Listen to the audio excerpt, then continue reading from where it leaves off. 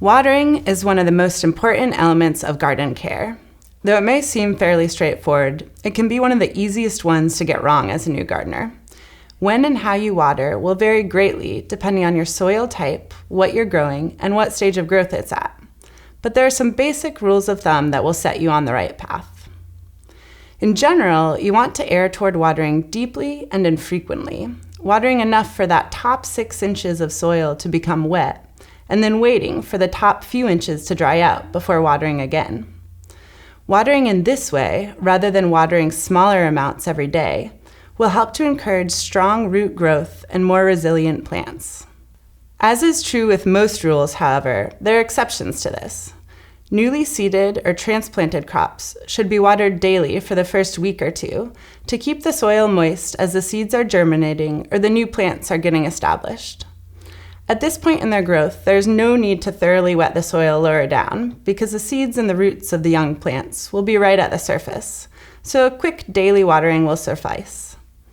As the plants begin to grow and become more established, you can cut back on the frequency of watering fewer times per week, but making sure to thoroughly moisten that top 6 inches or so when you do. In between waterings, the surface of the soil will dry out, but that's a good thing. It will force the roots to grow deeper in order to access moisture lower down in the soil. In thinking about how much and how often to water, it's also helpful to think about the size of the plant, both above and below ground. Smaller, shallow-rooted plants like lettuce and onions and radishes draw water from the topmost levels of the soil. They need to be monitored more frequently to maintain proper moisture. Deep-rooted plants like tomatoes, okra, and winter squash draw from the top of the soil down multiple feet into the soil. Be sure to water these plants deeply and infrequently to thoroughly moisten the whole area that they draw water from. In general, a good rule of thumb for established plants is to water 2 to 3 times per week, less if it rains and more if it's exceptionally dry and hot out. When watering, you want to water the soil directly around the plants, rather than covering the entire garden bed. Prioritizing the root zone of the plants you're attending, rather than watering the entire surface of the bed, means you're getting more water to the plants you want to grow and less water to the weeds that would otherwise take advantage and spring up in between. In order to maximize water uptake by your plants and to minimize evaporation, it's best to water in the morning or evening when the soil and air is coolest. There are a few different ways to go about watering your garden, and each has its pros and cons. Perhaps the most straightforward way is to hand water, using a watering can or a hose. Because it involves pretty minimal upfront investment beyond the cost of a can or a hose, it's probably the most affordable way to water your plants. However, it's also the most time-consuming, since you can't just set it up and walk away. I think hand watering is an excellent choice for a smaller garden, but for a larger garden, you may soon find yourself wanting a less labor-intensive way to water.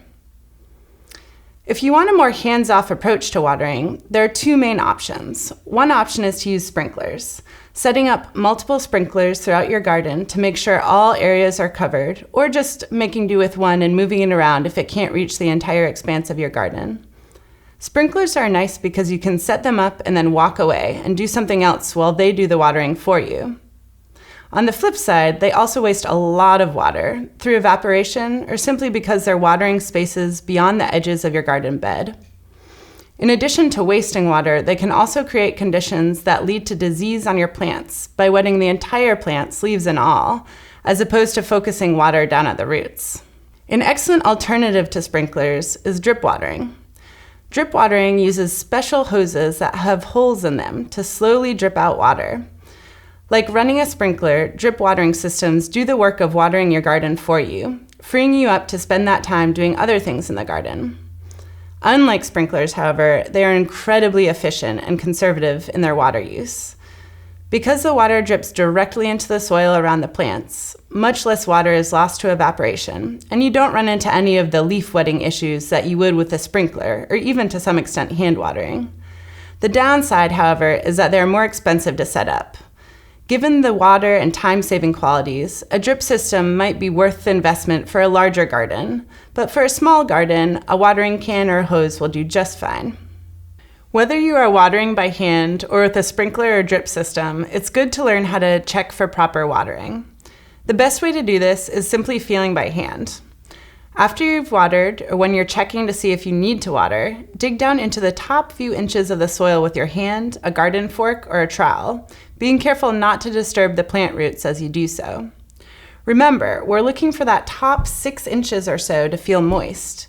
If you dig into the soil after watering and find that only the top inch is wet and underneath it's still dry as a bone, that's a good sign you need more water. On the other hand, if you're checking to see if you need to water and you discover that the top inch is dry but underneath that is fairly moist, then you can probably wait another day or two before watering, unless you have baby plants or newly germinating seeds, of course.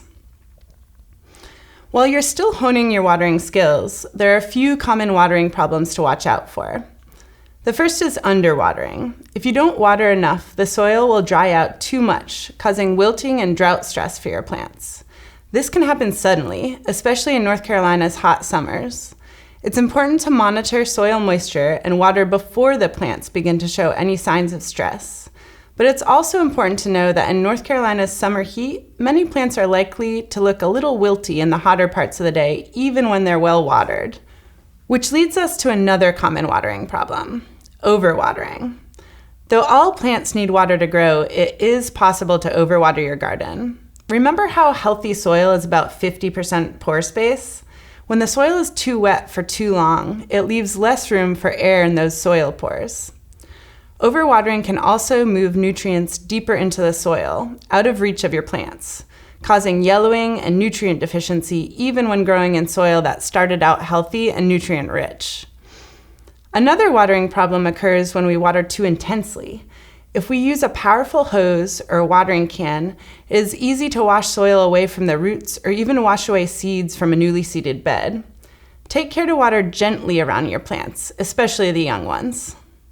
The final watering pitfall to avoid is excessively or unnecessarily wetting the leaves. In our hot, humid climate, we're bound to struggle with some amount of fungal disease in our gardens, and wetting the leaves of many plants creates or enhances conditions for these diseases to spread.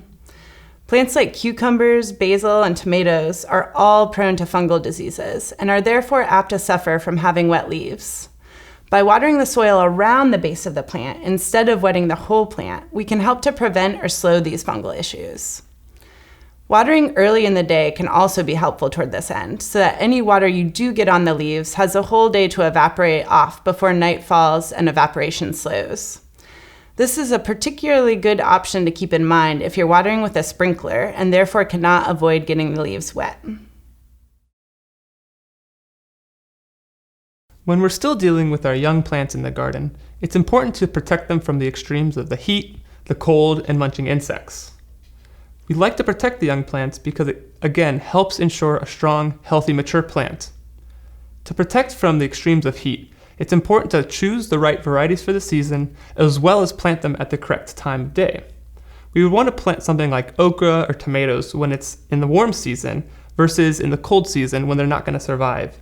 But in the same way, you wouldn't want to plant a lettuce at the height of the heat of summer. It's also not going to survive so well. When it comes to transplanting, we want to remember to plant at the coolest time of day, either right in the morning or at the very end of the day. If you get lucky to also have a overcast day or a little bit of a light rain, that's a great time to transplant as well, to avoid your plants from wilting at the height of the heat of the day. For the home gardener, you have a few options for cold protection. One simple option is to take a few old plastic soda bottles, 2-liter size or similar, and cut them in half. You can place them over top of a tender crop, and this will help ensure that the temperature inside that bottle is a few degrees warmer than the outside air. This is particularly important if it's going to be freezing and you have some tender, warm season crop that you're getting a jump on in the season. Another cold weather protection tool for small farmers and savvy gardeners is what's called row cover. Row cover is just a thin fabric material we use to drape over our plants to keep them a few degrees warmer than the outside air. You can buy a proper row cover from a gardening store or online, or just use some old sheets and blankets you have laying around. For very small crops, or ones that are still a seed form underground, you can simply layer the row cover over the soil and weigh it down all around to ensure that it doesn't flap away in the wind. Use just like the soil that's laying around, bricks, rocks, or anything else you have on hand. If your crop is a little bit bigger, growing a few inches above the soil, you'll want to put some hoops of sorts, maybe plastic, PVC, or some metal you can find, some wire of sorts, to create a little drape, a little hoop around your crops themselves, and layer the row cover over top that hoop. Then weigh down all the sides of that row cover at either end of your bed as well as on the edges. This again will ensure that if there's any flapping or it's a particularly cold night, no cold air creeps in. Another great use for row cover is as insect protection. Many crops will benefit from having a physical barrier from different insects flying in and invading their space. For instance, squash and zucchini can really suffer from insect damage during the summertime, but if we're able to layer a very thin layer of row cover over them, it can help physically stop insects from coming in and preying upon them. When you notice the flowers beginning to form under squash and zucchini, it's very important to remove the cover. This is because insects will pollinate the flowers, and the flowers produce fruit. And so it's very important to monitor those plants when they begin to flower, remove the cover, and allow insects in to pollinate those crops.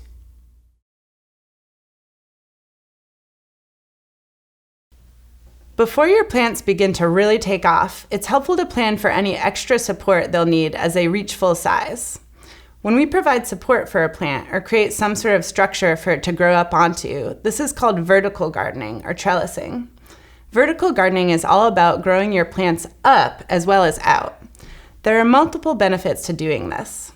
Staking or trellising helps to keep plants healthier by increasing airflow around the plants and keeping them off wet soil where fruits would get dirty and plants would be more prone to rot or disease. Growing upwards also helps to decrease the space needed to grow vining plants. For example, cucumbers on the ground have at least a 3 by 3 footprint, while trellised cucumbers can take up less than a foot per plant. Trellising can also be an outlet for creativity and bring visual diversity to your garden. There are endless options for materials to use, including many that you may already have on hand or can be found for free or very cheap. Trellis can be made of just about anything, from a purchased tomato cage to a homemade fence constructed with bamboo and twine. A trellis needs to be able to handle the weight of a mature plant and its fruits, as well as have enough vertical and horizontal space for the full-grown plant. The exact size, height, load-bearing capacity, and style of any given trellis will vary depending on what you hope to grow on it. Peas, for example, love to grow up something, but aren't very heavy, so they're fine on a very lightweight trellis, whereas tomatoes need really strong stakes to support their weight. Whatever you're building your trellis out of, be sure to firmly secure your trellis by hammering it into the ground or using a teepee or tripod-like structure with 3 or more legs to ensure stability. It's a good idea to install your trellis right when transplanting or direct seeding, as you may risk injuring your plants if you try to install it once they have already put on a good bit of growth. As the plants grow, some plants like peas or pole beans will be able to latch onto the trellis themselves, but others, like tomatoes, will need to be attached or strung up using twine, clips, or old twist ties. Some particularly heavy-fruited plants, like watermelons, can still be trellised, but even the fruits themselves will need extra support. You can make a little melon hammock to support your melons or winter squash using a cut-up t-shirt or other piece of fabric looped around the growing fruit and secured onto the structure. Plants like tomatoes, peppers, and eggplant can all benefit from support, but none of them have the tendrils or vining growth pattern necessary to grab onto a trellis themselves. For these plants, a common method to use is called the stake and weave. One way to support things like tomatoes, peppers, and eggplants, all things that need support but which don't have the tendrils or the vining pattern necessary to climb up on a trellis themselves, is a method called the stake and weave method, like what you see right here, using stakes and strings to basically trap the plant in as it grows up. You want to start to install your stakes when the plants are still quite small, just like 1 to 2 feet tall, before they start to flop over. It's important to use stakes that are going to be strong enough to hold your plants upright, even when they're at full maturity and have a full fruit load. For tomatoes, something like a T-post, which you can buy at a local hardware store, or a strong wooden stake, that's 6 or 7 feet tall is going to be the best thing to use. Whereas for peppers and eggplants, which are a little bit smaller, you could use shorter stakes. They could be made of wood, of bamboo, or even little U-posts will work for that as well. To pound your stakes in, you can use something like this, which is called a post pounder or stake pounder. It's got an empty hole. It's hollow in the middle, so it slides right down over the post like this. And then you hold on to the handles like this to pound it in. If you don't have one of those on hand, because most of us don't, you can also use a hammer or a mallet and just pound in carefully from the top like this. You want to make sure that you get your stakes in really firmly so that they can hold the weight of the mature plant and its fruit load. Once you have the stakes in, you're ready to do the weaving part of the stake and weave. So you're going to take some string or twine, make sure it's strong enough that it's not going to snap when it's holding weight. I use twine like you might find around a bale of straw or hay, and you can get that sort of twine at a craft store or a hardware store. You're going to take it and tie it onto the stake at the end of your row, like so. And then you're going to weave it down to the next stake, making sure to catch the plants maybe right below a little leaf branch. And then you're going to loop it around that next stake, and you want to make sure to hold the tension the whole way through. So holding that tension while I go down to the following stake. And then at the end, you're just going to cut it and tie it off, and then walk around and do the same thing on the other side.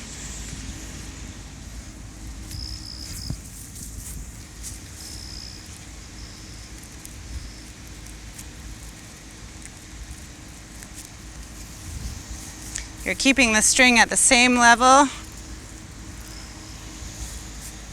making sure to trap all those main branches within it.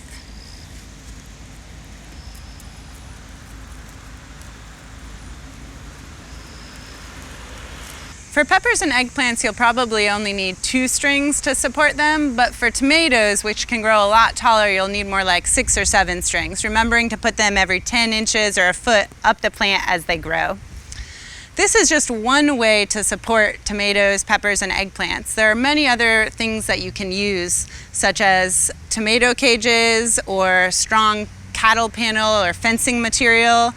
Basically, you should use whatever you have on hand that seems strong enough to be able to hold up your plants. Regardless of the type of materials you use or the structure you create, one thing to remember is that most trellis plants grow quite tall and will cast shade. So consider their height when deciding where in the garden to plant these crops.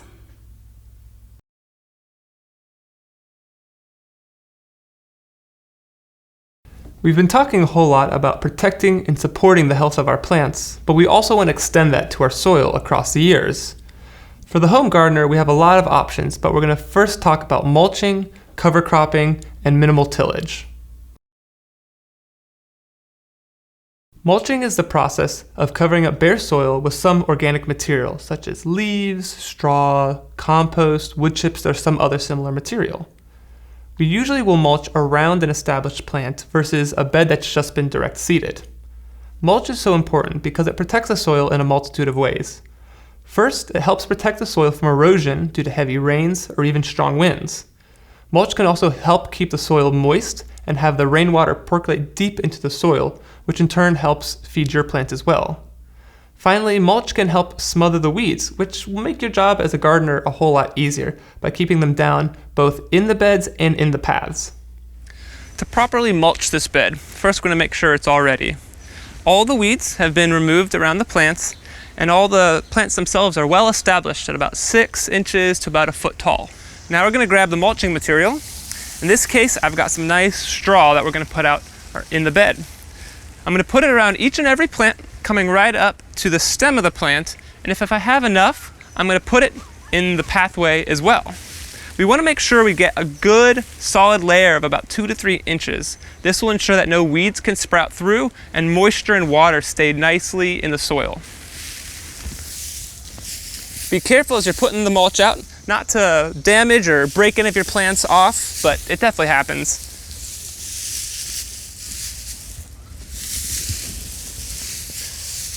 You can also cover any irrigation line you have with the mulch. It won't harm it and it doesn't cause any issues.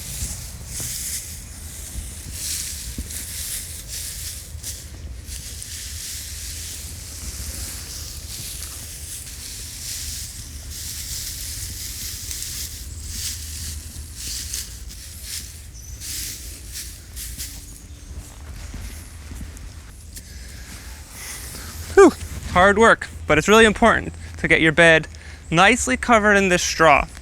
You can leave the mulching material all season long and it will help the plant keep all that moisture in. If it hasn't broken down by the end of the season, so for pepper plants, that will be into, for us in North Carolina, about October, maybe even into November for lucky. If the mulch has broken down into soily consistency, you can actually work it back into the soil. If, however, it doesn't have any broken down nature to it, it still just looks like the straw itself. By the time you're ready to maybe plant something for the fall, it's important to remove it. But if you're gonna leave your garden bed empty over the winter time, you can just leave the straw as a cover that will keep the soil protected from the rain and elements. Another great way to protect your soil is by growing cover crops. A cover crop is any plant we grow specifically to support the soil health, but is not something we plan on eating. Cover crops are sometimes referred to as green manure because they can both add and hold on to soil nutrients. Cover crops are also great because it can help reduce erosion during the times of year when the soil is bare. For us here in the southeast, that's usually the winter time. You can grow summer cover crops if you're looking to take a break from the heat as well.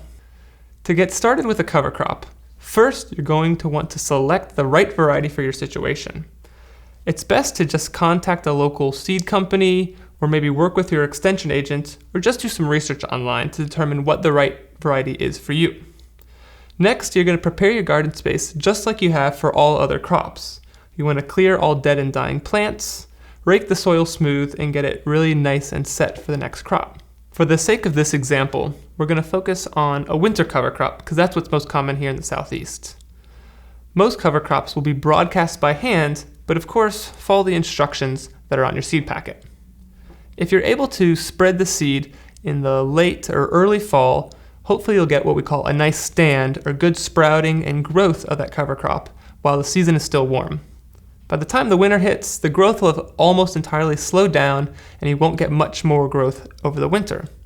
However, once the spring hits, you should get a nice big flush of growth, resulting in plants that get all the way to the point of producing flowers or maybe even small seed heads.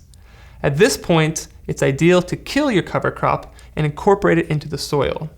You can kill this cover crop by mowing it or weed eating it, or doing anything that'll break it up into small little bits.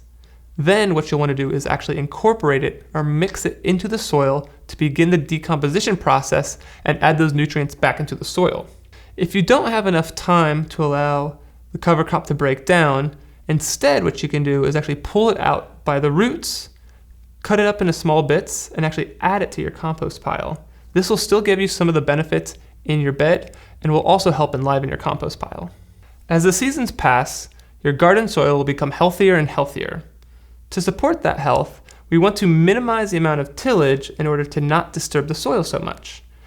In Chapter 2, we talked about double digging as a way to establish a new bed, which really breaks up the soil a whole lot. Instead of doing that year in and year out, instead what we can do is add our fertilizer and our compost right on top of the soil and incorporate it using a digging fork or a broad fork. And this way we are loosening and mixing the soil, but we're not inverting the soil.